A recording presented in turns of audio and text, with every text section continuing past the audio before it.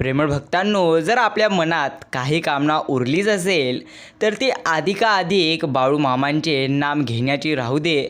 नाहीतर ज्या अध्यात्मानं आपल्याला आनंद मिळाल्याचं प्रत्यक्ष वाटत असतं तो इतरांमध्ये वाटण्याची उबळ येईल आणि परहित साधण्याच्या धडपडीत स्वतःचं आहित होत आहे हे लोक प्रत्यक्ष स्तुतीच्या आवडीमुळे उमगणार नाही. तेव्हा प्रत्यक्ष भगवंत म्हणतात की जर कामनाच असेल तर नक्कीच ती मामांची असू द्या, कारण हीच कामना समस्त कामनांना प्रत्यक्ष कामांचा प्रत्यक्ष निराश करी काम निकाम या नक्की राघवाचे प्रत्यक्ष राघवाच्या सद्गुरूंच्या खऱ्या सांगानं खरी निष्कामता प्रत्यक्ष येईल, निसंगता येईल, त्यांचं प्रत्यक्ष चित्त निश्चळ होईल आणि कोणत्याही परिस्थितीत चित्त निश्चळ प्रत्यक्ष राहणं याविषयी जीवनमुक्ती दुसरी कोणती जगत असतानाचा मुक्तीचा अनुभव कुठला, खरं मुक्त जगणं दुसरं प्रत्यक्ष कुठलं, अशी मुक्ती कोणाला हवी आहे, ज्याला ती प्रत्यक्ष ती हवी आहे त्याचं सद्गुरूंचाच आधार घेतला पाहिजे. तो घेताना मात्र दृढ विश्वास हवा, हेच आपल्यासाठी चांगली गोष्ट आहे. मित्रांनो, असेच बाळू मामांचे गोड आणि प्रेरणादायी संदेश सर्वात आधी तुम्हाला मिळावेत यासाठी तुम्ही आत्ताच आपल्या चॅनलला सबस्क्राईब करा आणि आत्ताच आपल्या या संदेशाला लाईक करा, जेणेकरून गोड आणि प्रेरणादायी संदेश असेच आपल्याला रोज प्राप्त होतील आणि रोज भगवंतांचे आपल्याला आशीर्वाद देखील प्राप्त होतील. नक्कीच सद्गुरूंकडून पादुकांवर नाम मिळणं ही थोडकी गोष्ट प्रत्यक्ष नसते. ते मिळालं म्हणजे सगळंच मिळालं असं आपल्याला वाटलं पाहिजे. आयुष्यातली सर्वात मोठी कमाई आहे असे देखील वाटलं पाहिजे. बाकी सर्व त्याच्यापुढे तुच्छ. हा जन्म नामासाठी दिला असं खरंखुरं वाटलं पाहिजे. जेवताना प्रत्येक घासाबरोबर तृप्ती होत जाते, तशी प्रत्येक नाम घेताना तृप्ती आपली वाढली पाहिजे. इतकी नामाची सत्यता आपल्याला पटली पाहिजे. मित्रांनो, मामांना हृदयात साठवायचेच असेल तर आपले चित्त इतके शुद्ध पाहिजे की त्यांना हृदयात राहावेसे वाटेल. हेच आपल्यासाठी चांगली गोष्ट आणि सर्वात प्रत्यक्ष उत्तम गोष्ट आहे. दुसरे काही एक न करता सतत निश्चयाने नामात राहणाऱ्या माणसाला मामांची भेट झाली की ते त्यांचे कल्याण करून टाकतात, हे खरोखर सत्य आहे. प्रेमळ भक्तांनो, ज्या आनंदातून दुःख निघत नसते तोच खरा आनंद. जगण्यामध्ये काहीतरी आनंद असला पाहिजे. जगणे तर आनंददायक आहे, मग आपल्याला दुःख का होते? खरी आनंदी वृत्ती हीच प्रत्यक्ष दसरा दिवाळीची खूण असते. म्हणून लक्षात घ्या, आपल्या जर मनामध्ये दुःखच असेल, आपल्या मनामध्ये जर प्रत्येक वेळी वाईट विचार असतील तर आपल्याला सुख तरी कुठून मिळणार? या गोष्टीची तुम्ही नेहमी जाणीव ठेवा. तुम्ही जर जसे प्रत्येक वेळी विचार करत असतात, खरोखर तुमचे जीवन तसे बनत असते, हे अगदी खरे. कारण आपण सारखी तीच गोष्ट भगवंतांपुढे नेहमी म्हणत असतो की भगवंता, माझ्या आयुष्यात दुःख आहे, भगवंता, माझ्या आयुष्यात या प्रकारची अडचण आहे. जर आपण तीच गोष्ट भगवंतांच्या समोर नेहमी म्हटलो तर आपल्याला भगवंत तीच गोष्ट देतील.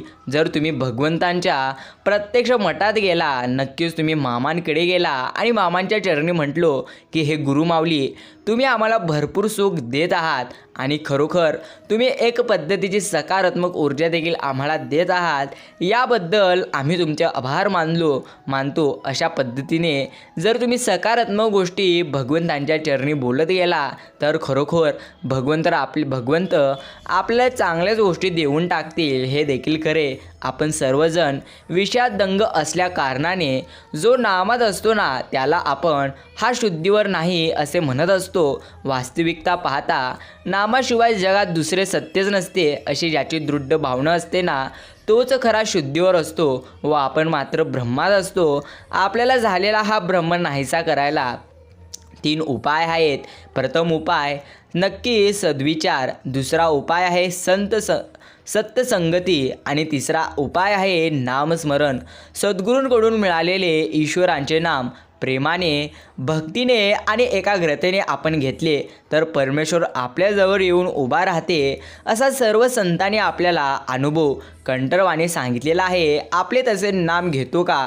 नामाकरिता नाम आपण घेतो का मनात काही इच्छा वासना ठेवून आपण परमेश्वरांचे नाम घेतो? कोणती वृत्ती मनात ठेवून न देता जर आपण मामांचे नामस्मरण केले तर भगवंत काही आपल्या लांब नसतात, हे अगदी खरे. प्रेमळ भक्तांनो, देवाकरिता स्वतःला प्रत्येकाने विसरून जावे. तुम्ही स्वतःला दिवसातून एकदा तरी विसरता की नाही? हल्ली आपण आपल्याला विसरतो, पण ते विषयाकरिता विसरतो बरं का. स्वतःला विसरावे, पण ते विषयाकरिता कधीच विसरू नये. एखादे वेळेस असे होत असते की एखादी आनंदाची बातमी समजली म्हणजे आपण काय करतो हे आपल्याला समजत नसते. अशा वेळी देह भानावरच नसतो, हेच खरे. त्याचप्रमाणे दुःखाची बातमी कळली म्हणजे होते. थोडक्यात म्हणजे आपण जेव्हा विषयाच्या अधीन होतो तेव्हा आपण देहाला विसरून विषय भोगत असतो. त्याचप्रमाणे क्रोधात देखील प्रत्यक्ष क्रोधाचे होते, ते म्हणजे विषयासाठी देहभान विसरणे हेच केव्हाही वाईटच असते. परंतु भगवंतांकरिता जर आपण आपल्याला विसरलो तर ते फारच उत्तम. भजन करीत असताना देहभाव विसरून भजन करावे. आपण आता तसे करतो का? भजन म्हणत असताना कोणी ताल चुकला की लगेच आपण रागावतो, ते खरे भजन होत नसते बरं का. म्हणून भजन करावे आणि तसे आपण सवय देखील ठेवावी, म्हणजेच देहभान विसरता येईल. संसारात आपण कोण हे न विसरता संसार करावा, म्हणजे विषयाच्या अधीन केव्हाही न होता आपण प्रत्येकाने संसार करावा. स्वतःची आठवण ठेवून प्रपंच जर केला तर तो आपल्याला बाधक व्हायचा नसतो. व्यवहारात काम असेल, क्रोध असेल, लोभ असेल, वगैरे सर्व काही असावे, पण आपण त्यांच्या स्वाधीन न होता त्यांना आपल्या ताब्यात ठेवून वागावे, म्हणजे देहभाव आपोआप आपला नष्ट होऊन जाईल. हे सर्व साध्याला परमेश्वरांना शरण जाणे हाच एक पद्धतीचा सोपा उपाय आहे आणि सोपा मार्ग आहे. आणि त्याकरिता आपण बाळूमामांच्या नामस्मरणात राहणे हेच एक पद्धतीचे साधन आहे. कोणी 12 नक्कीच म्हणजे कोणी 12 24 वर्षे साधनात राहूनही काही काम प्रत्यक्ष झाली नाही असे म्हणत असतो आणि यात काही अर्थ नाही म्हणून सोडून देत असतो.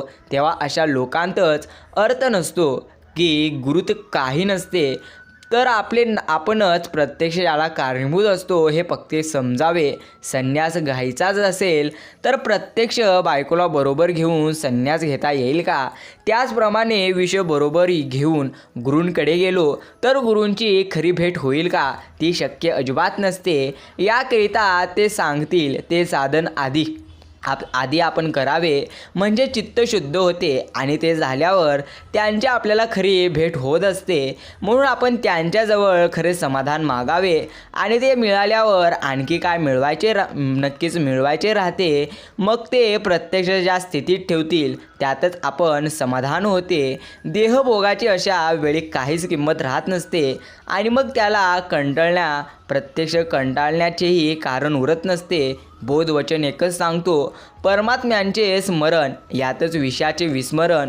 नक्कीच हेच चांगली गोष्ट आहे. म्हणून प्रेमळ भक्तांनो, तुम्ही भगवंतांचे नामस्मरण करा. देहभान विसरून हेच तुमच्यासाठी सर्वात चांगली आणि सर्वात उत्तम गोष्ट आहे. कोणती वृत्ती तुम्ही तुमच्या मनात उठू न देता जर तुम्ही मामांचे नामस्मरण केले तर भगवंत काही आपल्या लांब नाही. देव आणि नाम दोन्ही भिन्न नसतातच. नाम म्हणजे भगवंत आणि भगवंत म्हणजे नाम. नाम एकदा तुमच्या मुखात आले म्हणजे भगवंत तुमच्या हातात आले. ही गोष्ट तुम्ही समजून जावा, हे तुमच्यासाठी चांगली गोष्ट आहे. मित्रांनो, आपण प्रत्येकाला वाटत असते की खरोखर आपले नशीबच खराब, जे आपण इतके प्रयत्न करून आपल्याला परमेश्वर प्रत्यक्ष थोडीही साथ देत नाही. याचा अर्थ असाच आहे की आपल्याला परमेश्वर काहीतरी उत्तम गोष्ट देण्याचा प्रयत्न करत आहेत. म्हणून तुम्ही संयम ठेवा. कायमस्वरूपी परमेश्वरांचे नाम घ्या. हेच तुमच्यासाठी चांगली आणि सर्वात उत्तम गोष्ट आहे. प्रत्येकाच्या मनात प्रत्यक्ष काही ना काही असतं. कोणाच्या मनात चांगलं असतं तर कोणाच्या मनात वाईट असतं. पण जर तुमच्या मनामध्ये सर्वांविषयी चांगल्याच गोष्टी असतील तर परमेश्वर तुमचं कधीच वाईट करणार नाही. हे नक्कीच तुम्ही तुमच्या मनाला गोष्ट पटवून द्या. वेळ जेव्हा पलटत असते तेव्हा सर्व काही पलटतं. त्यामुळे चांगल्या वेळी गर्व नाही करायचा आणि वाईट वेळी तुम्ही तुमचा धीर कधी सोडू नका. हेच तुमच्या चांगल्या प्रकारची तुमच्यासाठी गोष्ट आहे. मंदिरातील खरोखर घंटेला आवाज नाही जोपर्यंत तुम्ही ती वाजवत नाही, कवितेला एखादी चांगली चाल नाही जोपर्यंत तुम्ही ती गात नाही, त्याचप्रमाणे तुमच्या भावनांनासुद्धा शून्य किंमत आहे जोपर्यंत तुम्ही त्या व्यक्त करत नसतात. मन वळू नये अशी श्रद्धा हवी, निष्ठा ठळू नये अशी प्रत्येकाची भक्ती हवी, सामर्थ्य संपू नये अशी शक्ती हवी, कधी विसरू नये अशी नाती हवी. म्हणजे आयुष्यात आनंदच मिळेल. श्रीमंत म्हणजे काय? किती पैसा कमवला याचे नक्कीच म्हणजे लक्षात घ्या. किती पैसा कमवला म्हणजे माणूस श्रीमंत झाला याचे छान उत्तर संत तुकाराम महाराजांनी आपण प्रत्येकाला दिलेले आहे. संत तुकाराम महाराज म्हणतात, नीती धर्माचे आचरण ठेवता यावे, मुलाबाळांचे रक्षण करता यावे, आई वडिलांची काळजी घेता यावी.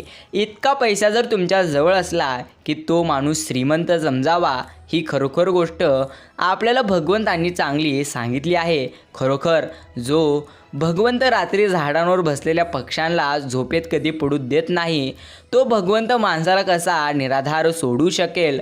माणूस स्वतःच्या नजरेत चांगला पाहिजे. लोकांचं काय, लोक तर देवांत पण चुका काढतात. अर्थात एखाद्या देवानी जर त्यांची इच्छाच पूर्ण केलेली नाही तर लोक देव बदलण्याचा प्रयत्न करतात. असं नाही तर देव एका क्षणात बदलून टाकतात. हीच खरी परिस्थिती आहे. म्हणून तुम्हाला एकच गोष्ट लक्षात ठेवायची आहे मित्रांनो, तुम्ही कायमस्वरूपी विश्वास ठेवा तुमच्या प्रत्येक प्रयत्नांवर. हेच तुमच्यासाठी सर्वात चांगली आणि सर्वात उत्तम गोष्ट आहे.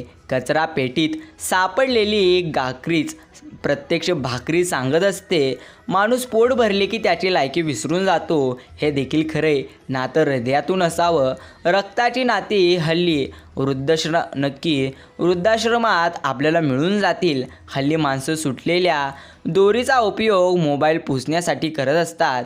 मित्रांनो, प्रत्येकाला लक्षात ठेवायचं आहे, आपल्याला जीवनात सर्व काही शिकायचंच असेल तर ती आपल्याला वाईट परिस्थिती शिकवत असते. आणि वाईट परिस्थितीच म्हणजे लक्षात घ्या, जेव्हा आपल्या जीवनात दुःख येत असतात तेव्हा ते दुःख त्याच्यासोबत खरोखर आपले चांगले जीवन घेऊन येत असते आणि आपला अंतही घेऊन येत असतो. अर्थात दुःख सर्व काही आपले जीवन ठरवू शकतो. म्हणजे लक्षात घ्या, आपण जर त्या दुःखामध्ये प्रत्येक गोष्ट संयमाने घेतली आणि परमेश्वरांचे नामस्मरण केले आणि चांगले कर्म, अजून आपण चांगल्या कर्मांची वेग जर आपण त्या ठिकाणी वाढवलो तर खरोखर परमेश्वर आपल्या जीवनाला एखादी चांगली दिशा दाखवत असतात. आणि त्याच ठिकाणी जर तुम्ही दुःखांचा सारखं विचार करत राहिला की माझ्याच पदरी हे दुःख कसं काय आले, तर मग मात्र ते दुःख तुमचा अंत करेल. कारण लक्षात घ्या, दोन कारणामुळे माणसाच्या जीवनात दुःख येत असतात. एकतर तुमचे चांगले जर कर्म असतील आणि तरी देखील तुमच्या जीवनात भरपूर जास्त दुःख येत असतील तर खरोखर भगवंत तुमची मनस्थिती सुधारवण्याचा प्रयत्न करत आहेत. कारण तुमची मनस्थिती जेव्हा नीट राहील तेव्हा तुमची परिस्थिती हे गुरुमाऊली चांगली करतील. आणि दुसरी गोष्ट म्हणजे तुम्ही कायमस्वरूपी प्रत्यक्ष वाईट कर्म केलेले आहात, म्हणून तुमच्या प्रारब्धामुळे तुम्हाला ते सर्वात जास्त प्रत्यक्ष दुःख आलेले आहे. म्हणून तुम्हाला कायमस्वरूपी एक गोष्ट लक्षात ठेवायची आहे, जीवनात घडलेल्या प्रत्येक घटनाला काही ना काही कारण मात्र नक्कीच असतं. चुकीची माणसे दूर झाली की आयुष्यात बरोबर गोष्टी आपल्या घडू लागतात, हे देखील खरे.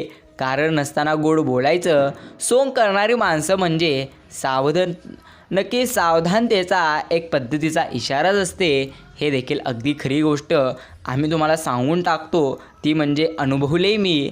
ज्या लोकांवर खरं बोलायची सवय असते ना, नक्कीच गैरसमज पण त्याच लोकांबद्दल जास्त होतो. पण तुम्ही खरं बोला, सत्य बोला, कारण सत्याच्या पाठीशी परमेश्वर नेहमी उभा असतो.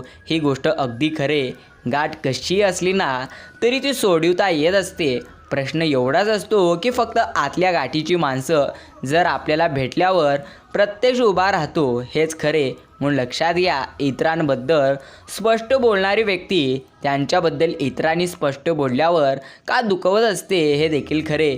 बोलण्यातला राग सर्वांना अगदी स्पष्ट दिसतो, पण रागातलं प्रेम ओळखणारे फार कमी असतात. या जीवनात मित्रांनो, भगवंत सांगतात, माझ्या प्रेमळ भक्ता, एकदा जरी तू तुझ्या जीवनात नकारात्मक गोष्टीच्या बळी पडशील तर खरोखर मी त्याला काहीच करू शकणार नाही. कारण लक्षात घे, मी प्रत्येक गोष्ट तुम्हाला सांगत असतो, प्रत्येक गोष्टीचे आम्ही तुम्हाला अनुभव देत असतो. पण मनुष्याची एक वाईट सवय आहे, परमेश्वर आपल्याला जोपर्यंत दिसत नाही तोपर्यंत आपण परमेश्वर आहे असं प्रत्यक्ष मानायचं नाही.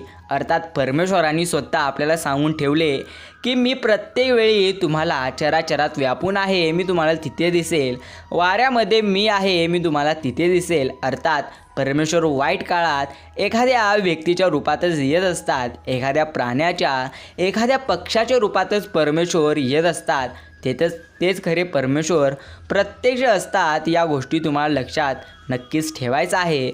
म्हणून तुम्ही नकारात्मक गोष्टींच्या बळी न पडता नेहमी सकारात्मक गोष्टींच्या बळी पडा, म्हणजे जीवन अगदी तुमचे चांगले होऊन जाईल आणि सुटसुटीत तुमचे जीवन होऊन जाईल. प्रेमळ भक्तांनो, आजचा हा गोड आणि प्रेरणादायी संदेश जर ऐकण्यासाठी तुम्ही तुमचा पूर्ण वेळ दिला असेल तर नक्कीच आम्ही तुमचे आभार मानतो. एक गोष्ट तुम्हाला देखील कायमस्वरूपी लक्षात ठेवायची आहे, ती गोष्ट म्हणजे जर आपण कोणाचे वाईटच केलेले नाही तर हे गुरुमाऊली आपलं काहीच वाईट होऊ देणार नाहीत. फक्त तुम्ही विचार करू नका, कारण तुम्ही जसे विचार करता खरोखर तुमचे जीवन तसे होऊन जाते. म्हणून विचार करण्यापेक्षा तुम्ही चांगले विचार करा, हेच तुमच्यासाठी सर्वात चांगली आणि सर्वात उत्तम गोष्ट आहे. नक्कीच भेटूया पुढील संदेशाद्वारे. जय श्रीराम.